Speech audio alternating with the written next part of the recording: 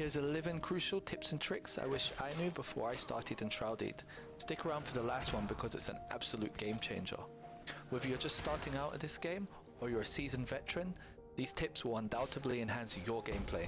Place multiple charcoal kilns, grinders, saw tables and hand spindles to increase production of items. I recommend having a stockpile of charcoal, tar, wood acid, linen and wooden planks, as you're going to need a lot of them in the end game. I didn't do this and I'm spending an awful long time running around harvesting and then processing them into the items that I'm going to need. So really this is a good tip, and make sure you're doing this from the get-go.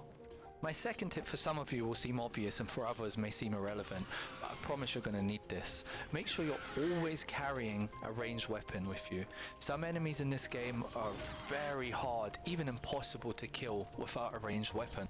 I recommend bringing a wand because it still allows you to carry a shield, it allows you to get in close and use melee if you want to. Also, it doesn't have any ammo and will just keep firing until it breaks, so this is a really good choice. Tip 3. Breaking things is really good in this game. So when you're running through the world and you find boxes and urns and all of this kind of thing, start smashing them open. You're going to find some really good loot. Most notably in the spires, you're going to find these urns. The open ones won't contain anything, but the closed ones will contain some really good loot.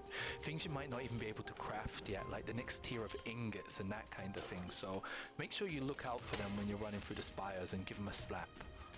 The Rake trick. This works with all terrain pieces but is extremely useful for farming. Place down one piece of farm soil a block above the ground, pull out your rake, make sure it's level, and start raking it all over the terrain, allowing you to make unlimited farming soil or other terrain. This is great.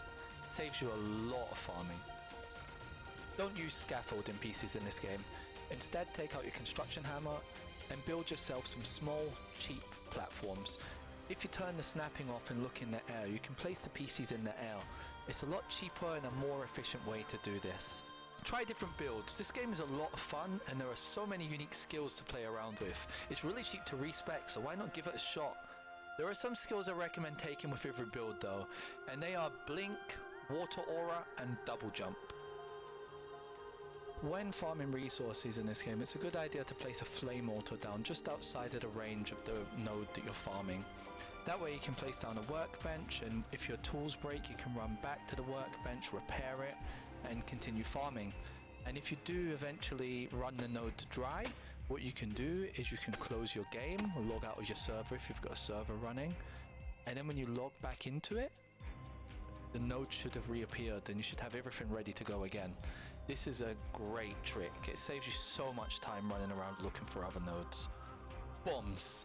Yeah, bombs. They're not just fun, but they're extremely useful and fun.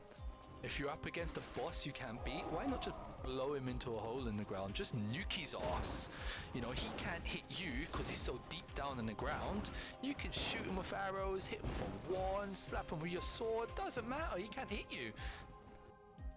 Tip 9, Wisp of Lights. I overlooked these for so many hours of gameplay, but these things are incredibly invaluable.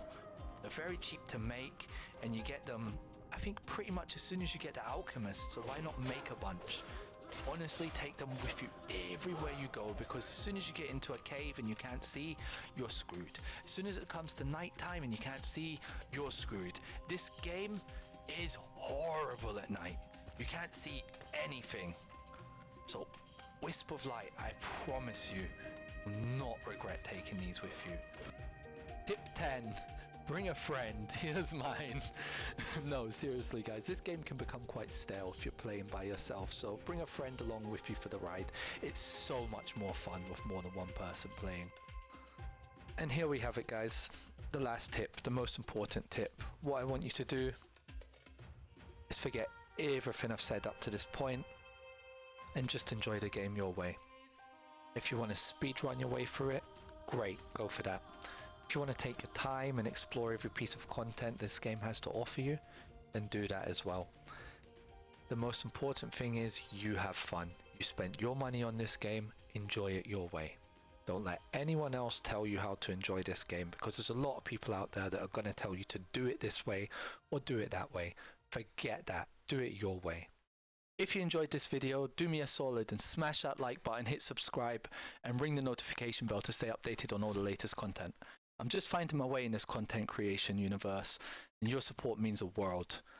As the channel's just starting to sprout, every like and every follow goes a long way in helping it grow.